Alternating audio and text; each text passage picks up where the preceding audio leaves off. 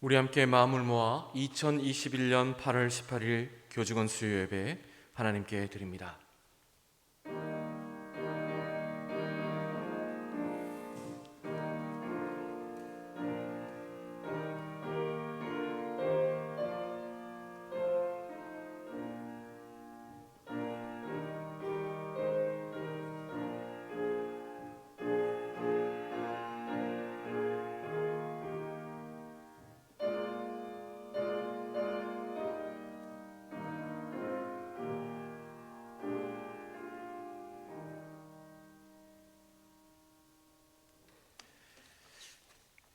우리 함께 예배의 시작 나누겠습니다. 사랑하는 교직원 여러분, 주님 안에서 평안하셨습니까? 주님의 이름으로 여러분 모두를 사랑하고 환영합니다. 주님의 성호를 찬양하며 감사드립니다. 이 시간 저희들은 하나님께 예배를 드리러 나왔사오니 전능하신 하나님이여 우리 예배를 받아 주시옵소서. 이 시간 우리는 시와 찬미와 신령한 노래를 부르며 또 우리 마음을 살피시는 하나님께 감사함으로 기도드리고 말씀 앞에 겸손한 자들이 되기를 원합니다. 주께서는 이 예배를 통하여 우리에게 말씀하시옵소서. 저희들이 겸손히 듣겠습니다. 여호와는 그 얼굴을 우리에게 향하사 평강 주시기 원합니다. 아멘. 우리 함께 예배합니다. 찬양 드립니다.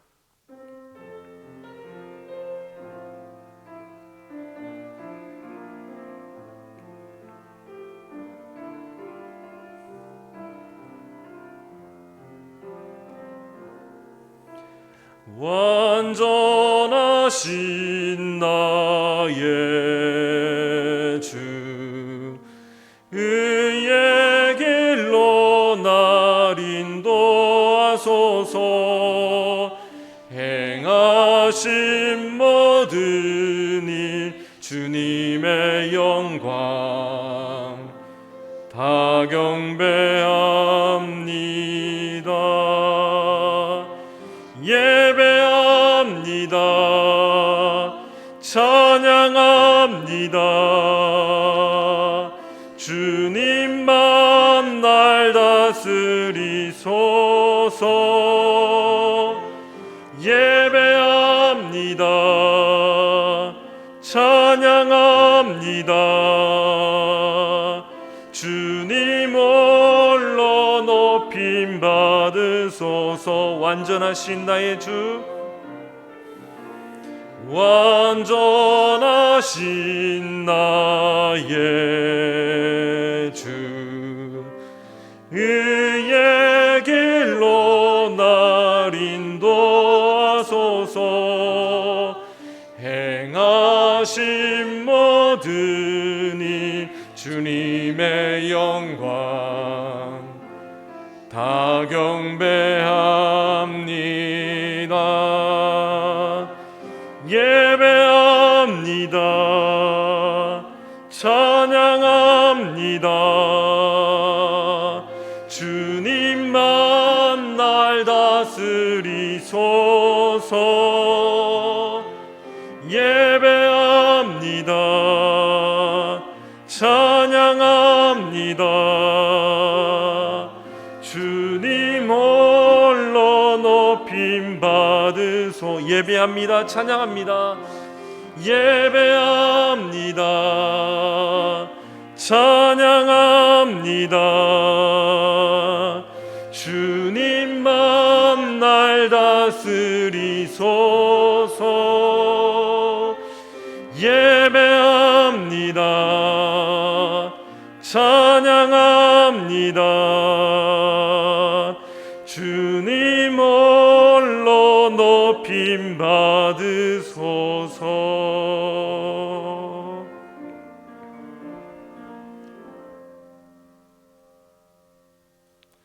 우리 함께 예배를 위해 침묵으로 기도드립니다.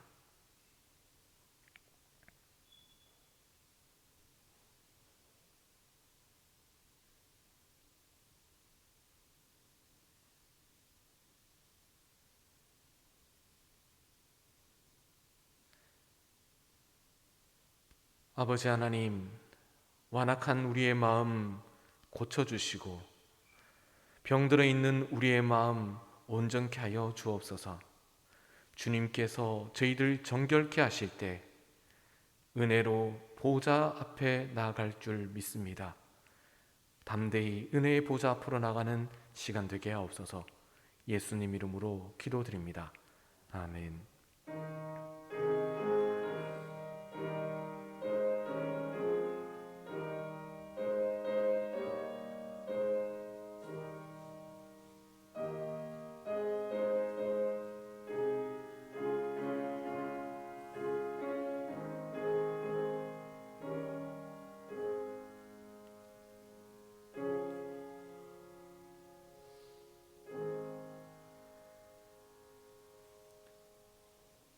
오늘 저희에게 주신 하나님 말씀 누가복음 10장 25절에서 37절 말씀입니다. 25절부터 37절까지의 말씀 제가 받들어 읽도록 하겠습니다. 어떤 율법 교사가 일어나 예수를 시험하여 이르되 선생님, 내가 무엇을 하여야 영생을 얻으리이까? 예수께서 이르시되 율법에 무엇이라 기록되었으며 내가 어떻게 읽느냐? 대답하여 이르되 내 마음을 다하며 목숨을 다하며 힘을 다하며 뜻을 다하여 주 너의 하나님을 사랑하고 또한 내 이웃을 내 자신같이 사랑하라 하였나이다. 예수께서 이르시되 내 대답이 옳도다. 이를 행하라. 그러면 살리라 하시니 그 사람이 자기를 옳게 보이려고 예수께 여짜오되 그러면 내 이웃이 누구니이까? 예수께서 대답하여 이르시되 어떤 사람이 예루살렘에서 여리고로 내려가다가 강도를 만나매 강도들이 그 옷을 벗기고 때려 거의 죽은 것을 버리고 갔더라. 마침 한 제사장이 그 길로 내려가다가 그를 보고 피하여 지나가고 또 이와 같이 한 레위인도 그곳에 이르러 그를 보고 피하여 지나가되 어떤 사마리아 사람은 여행하는 중 거기 이르러 그를 보고 불쌍히 여겨 가까이 가서 기름과 포도주를 그 상처에 붓고 싸매고 자기 짐승에 태워 주막으로 데리고 가서 돌보아 주니라. 그 이튿날 그가 주막 주인에게 데나리온 2를 내어주며 이르되 이 사람을 돌보아 주라. 비용이 더 들면 내가 돌아올 때 갚으리라 하였으니 내 생각에는 이 3사람 중에 누가 강도 만난 자의 이웃이 되겠느냐? 이르되 자비를 베푼 자니이다.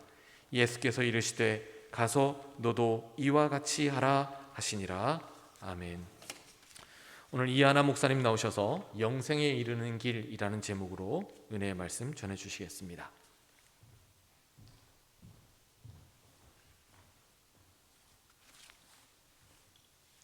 기도하겠습니다.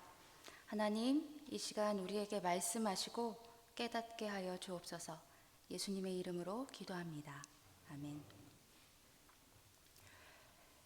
유대인에게 하나님을 믿는다는 것은 율법을 지키며 살아가는 것과 같았습니다. 이 율법은 십계명을 일상에서 실천할 수 있는 세부적인 규칙들로 만들어 놓은 것인데요. 그런데 인간 생활이 단순하지 않은지라 율법 조항도 매우 복잡해지고 많아졌습니다. 예수님 당시에 바리새인들이 외우고 지켰던 율법 조항들이 무려 613개나 됐다고 해요. 유대인들은 하나님을 믿는다면 당연히 이 율법을 지켜야 한다고 생각했습니다. 그리고 이를 통해서 영생을 얻는다고 믿었습니다.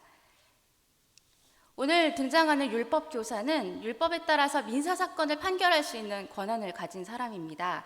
랍비라고도 불리고요. 아주 권위 있고 존경받는 사람입니다. 이런 율법 교사가 지금 예수님께 내가 무엇을 해야 영생을 얻을 수 있겠습니까? 질문하고 있는 겁니다. 물론 율법 교사는 이 질문의 답을 잘 알고 있습니다. 바로 율법을 따라 살아가는 것입니다. 예수님도 이 정답을 알고 있었습니다. 하지만 되물으시죠. 좋소, 당신이 알고 있는 대로 율법대로 살아가는 것이 영생을 얻는 길이라면 그 율법의 내용은 무엇입니까? 이렇게 질문하신 겁니다.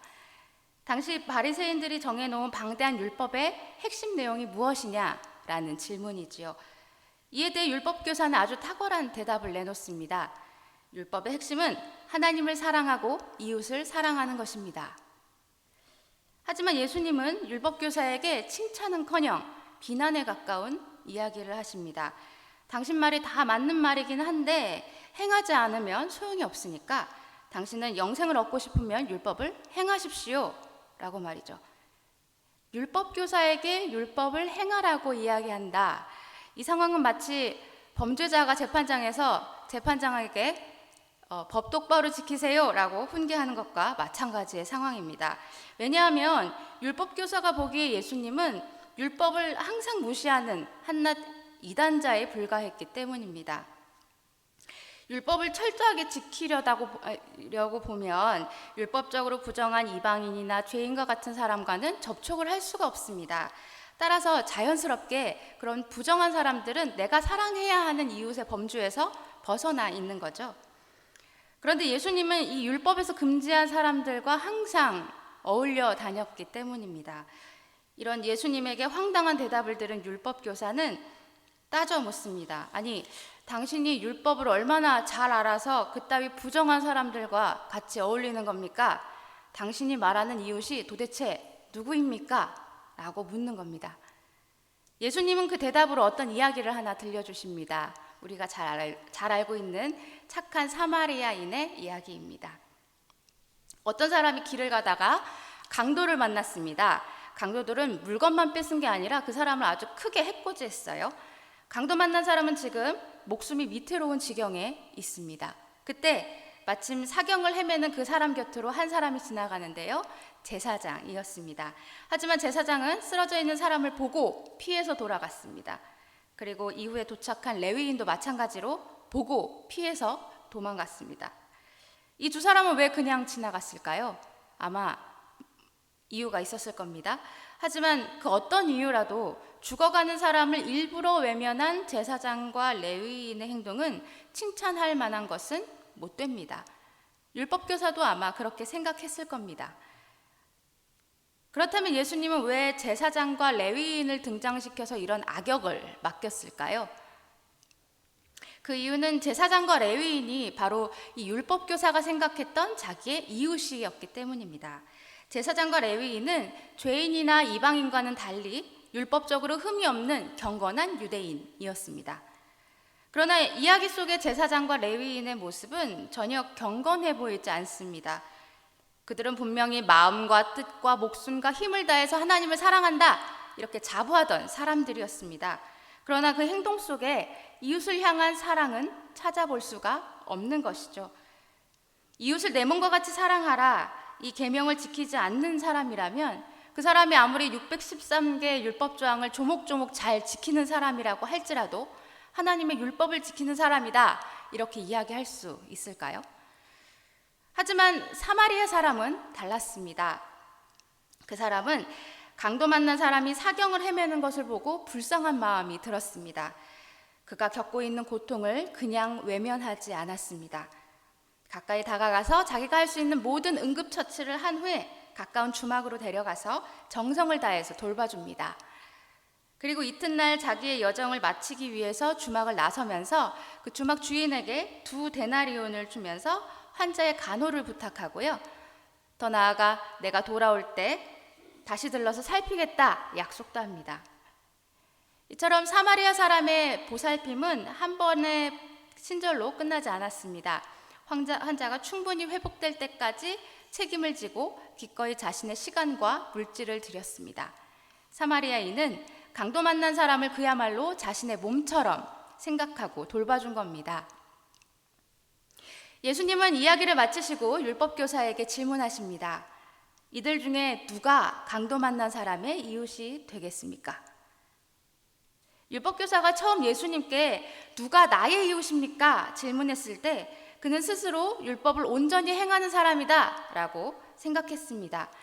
하지만 이들 중에 누가 강도 만난 사람의 이웃이 되겠느냐라는 예수님의 질문을 듣고는 이제껏 자기의 행함이 온전한 것이 아닐 수도 있겠다 생각이 바뀌었을 겁니다. 율법의 핵심은 인간이 정한 율법 조항을 조목조목 지키는 것이 아니라 하나님이 명령하신 사랑의 실천이라는 것을 이야기를 통해 깨닫게 된 것이지요. 사랑의 실천 없이 율법 조항을 지키는 것이 어떤 의미가 있겠습니까? 율법교사는 이제껏 이웃이라고 하면 율법적으로 흠이 없는 경건한 유대인 이 사람들만 생각했습니다. 그러나 이제 누가 나의 이웃이 되어줄 것인가 보다 더 중요한 것은 내가 누구의 이웃이 되어줄 수 있는가 이것을 깨닫게 된 것입니다. 다른 사람의 고통을 외면하지 않고 도와준 사마리아 사람이 강도 만난 사람의 소중한 이웃이 되었던 것처럼 율법 교사의 이웃은 더 이상 그의 기준에 맞는 사람이 아니라 그의 자비가 필요한 모든 사람으로 확대된 것입니다. 이웃의 고통을 외면하는 사람은 율법을 알지 못하는 것과 마찬가지임을 깨닫게 된 것입니다. 예수님의 질문에 율법 교사는 자비를 베푼 사람이 강도 만난 사람의 이웃입니다 라고 대답합니다. 그에게 사마리아 사람은 어쩌면 여전히 부정하고 더럽고 개 같은 존재였을지 모릅니다. 그러나 고통 중에 있는 사람에게 자비를 베푼 사람이라면 그 사람이 사마리아 사람이라고 할지라도 누군가의 소중한 이웃이 될 수 있다는 것을 인정할 수밖에 없었던 것입니다. 당신도 사마리아인처럼 행하십시오. 예수님의 이 말씀은 무엇을 해야 내가 영생을 얻겠습니까? 라고 질문했던 처음 율법교사의 질문을 떠오르게 합니다. 이 질문의 답은 처음과 같습니다. 율법을 행하는 것입니다. 그러나 그 율법은 사람이 정해놓은 정결 규칙이 아닙니다. 그 율법은 하나님과 이웃을 내 몸과 같이 사랑하는 것, 자비가 필요한 사람에게 자비를 베푸는 것, 고통당한 이들을 외면하지 않고 그 고통을 함께 하는 것입니다. 사마리아 사람이 그렇게 했던 것처럼 말입니다. 예수님은 자신의 삶을 통해 온전한 율법의 실천을 보이셨습니다. 율법 때문에 소외되었던 이웃들, 즉 세리와 죄인들, 창녀들의 친구가 되어주셨고 귀신과 병으로 고통당한 사람들에게 다가가 그들을 치료해 주신 것이었습니다. 이웃을 내 몸과 같이 사랑하는 것, 이웃의 아픔을 내 아픔으로 여기고 함께 아파하는 것, 이것이 예수님이 하나님을 사랑하는 방법이었습니다. 그리고 이것이 온전히 율법을 지키는 것이다 라고 가르치고 계십니다. 여러분은 여러분의 영생을 위해서 무엇을 하시겠습니까? 너도 이와 같이 하라. 예수님의 말씀을 기억하시기 바랍니다. 사마리아 사람은 강도 만난 사람을 보고 불쌍히 여기는 마음으로 다가가서 그 사람에게 필요한 것을 살피고 채워주었습니다. 강도 만난 사람이 위로받은 것은 치료도 보살핌도 아니었을 겁니다. 그것은 외면당한 절망 속에서 또 죽음의 지독한 두려움 속에서 홀로 싸우고 있을 때 자기를 외면하지 않고 다가와 불쌍히 여기는 마음으로 살펴준 사마리아인의 발걸음 그리고 그의 헌신적인 손길이었을 겁니다. 우리의 영생은 고통당하는 이웃과 함께 살아가는 것에 있습니다. 우리의 긍휼한 마음과 따뜻한 손길이 필요한 사람들의 이웃이 되어주시겠습니까? 기도하겠습니다. 하나님, 우리에게 고통받는 이웃의 신음소리를 들을 수 있는 귀를 허락해 주옵소서. 그들과 함께 아파할 수 있는 마음을 허락해 주옵소서. 그들과 함께 더불어 살아가며 하나님이 허락하신 영생을 맛보게 하옵소서. 예수님의 이름으로 기도합니다. 아멘.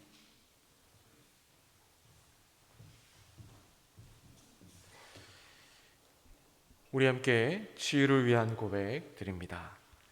내가 아플 때 하나님은 나의 치료자가 되십니다. 내가 도움이 필요할 때 하나님은 나의 힘이 되십니다. 내가 죽음의 두려움 가운데 있을 때 하나님은 나의 생명이 되십니다. 내가 하늘을 향해 순례길을 갈 때 하나님은 나의 길이 되십니다. 내가 새로워져야 할 필요가 있을 때 하나님은 나의 영적 양식이 되십니다. 모든 것이 어려울 때 하나님은 나의 빛이십니다. 아멘.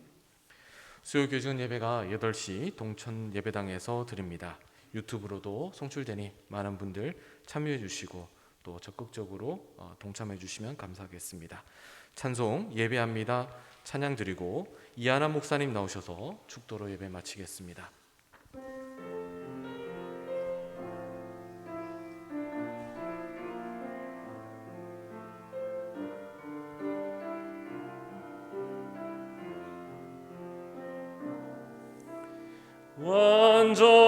완전하신 나의 주 의의 길로 나 날 인도하소서. 행하신 모든 일 주님의 영광 다 경배합니다. 예배합니다. 찬양합니다. 주님만 날 다스리소서. 예배합니다. 찬양합니다. 주님 홀로 높임 받으소서.